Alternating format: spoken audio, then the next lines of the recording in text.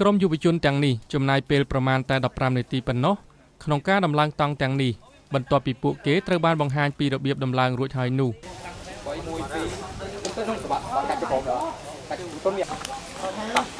ក្រៅពីមនីដំឡើងតង់យ៉ាងស្វាហាប់ក្រុមយុវជនទាំងនេះក៏ចាប់អារម្មណ៍ខ្លាំងណាស់ដែរក្នុងការបំពេញបេសកកម្មដ៏មានលក្ខណៈហ្មត់ចត់និងលំបាកជាងនេះរបស់ពួកគេមួយទៀតគឺការចូលរួមប្រយុទ្ធប្រឆាំងអំពើពុករលួយក្រុមសិស្សទាំងនេះមកពីខេត្តក្រុងចំនួន8រួមមានខេត្តកោះកុងកែបកំពង់ឆ្នាំងកំពង់ស្ពឺកំពង់ធំកណ្ដាលស្ទឹងត្រែងនិងរាជធានីភ្នំពេញពួកគេបានចូលប្រឡូកនៅក្នុងសកម្មភាពអប់រំជាច្រើនដែលមានគោលដៅលើកកម្ពស់ការយល់ដឹងរបស់ពួកគេអំពីផលវិបាកនៃអំពើពុករលួយទៅលើខ្លួនពួកគេផ្ទាល់និងគ្រួសារហើយនិងសង្គមជាតិទាំងមូលតង់ទី4មួស្រីណារ៉ាក្រុមសិស្សទាំងនេះក៏ត្រូវបានបង្ហាញពីរបៀបដោះស្រាយជាមួយអំពើពុករលួយមួយចំនួននៅពេលដែលពួកគេជួបប្រទះអំពើទាំងនោះជាសុកងៀមវ័យ16ឆ្នាំគឺជាសិស្សថ្នាក់ទី10នៃវិទ្យាល័យបាក់ទូក្នុងរាជធានីភ្នំពេញពីមុនហ្នឹងគឺខ្ញុំអត់ទាន់បានយល់ច្បាស់ថាពេលដែលខ្ញុំជួបអំពើពុករលួយជាពិសេសពេលខ្ញុំជិះម៉ូតូតាមផ្លូវបើសិនជាប៉ូលីសសុកគាត់ហៅខ្ញុំឬក៏ខ្ញុំខកអីមួយទៅគាត់អាចចេញពីកែបាត់ឲ្យខ្ញុំទេតែខ្ញុំមិនដឹងថាខ្ញុំត្រូវធ្វើម៉េចទេតែបន្ទាប់ពីខ្ញុំបានចូលរួមកម្មវិធីបោះជំរំហ្នឹងខ្ញុំគិតថាខ្ញុំដឹងថាគាត់បានប្រាប់ខ្ញុំថាពេលដែលអូនឯងជួបនឹងអំពើពុករលួយតើអូនឯងត្រូវគួរទៅធ្វើម៉េចហើយអូនឯងដឹងចូលច្បាស់ថាអានឹងជាអំពើពុករលួយហើយអ្វីដែលអូនឯងខុសឬក៏មិនខុសពេលដែលអូនឯងដឹងថាមួយខុសមួយត្រូវអញ្ចឹងគេអត់អាចថាពមៀនយើងឬក៏ទាចម្រិតយកប្រាក់យើងដោយខុសច្បាប់បានទេសិស្សខ្លះបានសារភាពថាខ្លួនធ្លាប់សោកប៉ាន់គ្រូដើម្បីបានលួចបើកមើលឯកសារនៅពេលប្រឡងប៉ុន្តែពួកគេនិយាយថាក្រោយពីបានចូលរួមនៅក្នុងសកម្មភាពបោះជំរំនេះពួកគេបានបដិញ្ញាចិត្តមិនប្រព្រឹត្តអំពើពុករលួយនេះទៀតទេ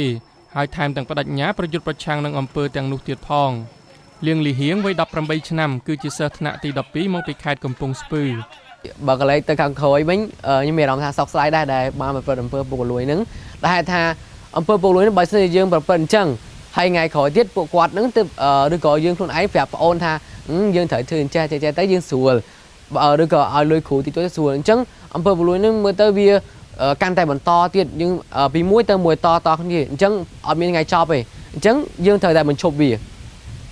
នៅក្នុងអំឡុងពេលបោះជំរំរយៈពេល5ថ្ងៃនៅទីនេះនៅលើកំពូលភ្នំហាន់ជ័យនៃខេត្តកំពង់ចាមក្រុមសិស្សនិស្សិតដែលមានគ្នាប្រមាណ100នាក់នេះក៏ត្រូវបានបង្រៀនអំពីគោលគំនិតនៃតម្លាភាពនិងសុចរិតភាពហើយនឹងរបៀបចូលរួមចំណែកប្រយុទ្ធប្រឆាំងអំពើពុករលួយផងដែរលោកពេជ្រពិសីគឺជានាយកកម្មវិធីនៃអង្គការតម្លាភាពកម្ពុជាដែលបានរៀបចំកម្មវិធីបោះជំរំនេះកាលណាយុវជនមានការយល់ដឹងអំពីអ្វីទៅជាសុចរិតភាពអ្វីទៅជាតម្លាភាពអ្វីទៅជា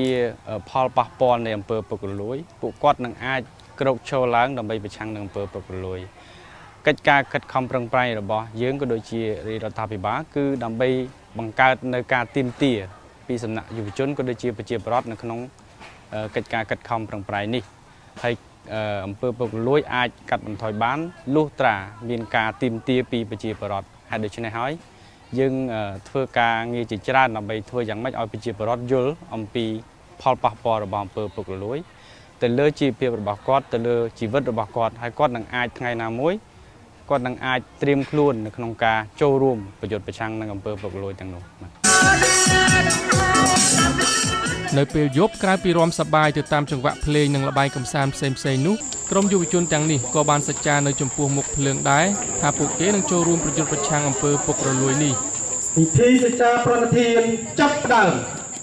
យើងខ្ញុំយុវជនកម្ពុជា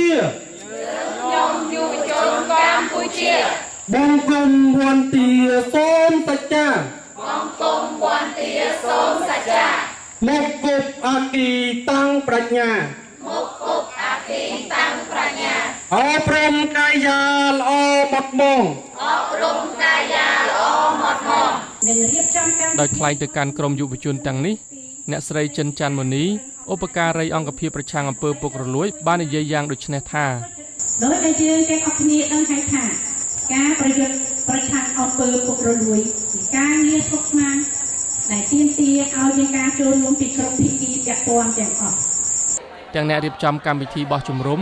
ទាំងក្រុមនិស្សិតទាំងនេះសុទ្ធតែយល់ស្របថាការប្រឆាំងអំពើពុករលួយត្រូវការពេលវេលានិងកិច្ចខិតខំប្រឹងប្រែងយ៉ាងខ្លាំងបាទហើយក្រុមយុវជនដែលមកបោះជំរំនៅទីនេះបានអះអាងយ៉ាងមុះមុតថាពួកគេនឹងប្រយុទ្ធប្រឆាំងនឹងអំពើពុករលួយនេះដោយចាប់ផ្ដើមចេញពីខ្លួនពួកគេផ្ទាល់តែម្ដងស្រុងជាវមីវ័យ16ឆ្នាំគឺជាសិស្សថ្នាក់ទី12នៃវិទ្យាល័យឧដុង្គក្នុងខេត្តកំពង់ស្ពឺបើខ្លួនឯងនិយាយថាទេចំពោះពុករលួយគឺអត់មានអំពើពុករលួយជ្រាបចូលក្នុងខ្លួនឯងអញ្ចឹងពេលយើងយល់ច្បាស់អំពីអំពើពុករលួយចុះយើងអាចផ្សព្វផ្សាយឬក៏បង្រៀនដល់អ្នកជុំវិញខ្លួនយើងឬក៏យុវជនដែលជាមិត្តនឹងឲ្យគេយល់កាន់តែច្បាស់អំពីអត្ថន័យអំពើពុករលួយហើយឲ្យគេឈប់ប្រព្រឹត្តហើយផ្សព្វផ្សាយកាន់តែច្រើនបង្កើតជាបណ្ដាញយុវជនដើម្បីធ្វើសហគមន៍របស់ពួកយើងនឹងគឺគ្មានអំពើពុករលួយបាទហើយក្រុមយុវជនដែលបានមកបោះជំរំនៅពេលនេះបានអះអាងយ៉ាងមុះមុតថាពួកគេនឹងនាំគ្នាប្រយុទ្ធប្រឆាំងនឹងអំពើពុករលួយនៅក្នុងប្រទេសកម្ពុជានេះឲ្យខាងតែបានរាយការណ៍ពីខេត្តកំពង់ចាមខ្ញុំសាយមុនី VOA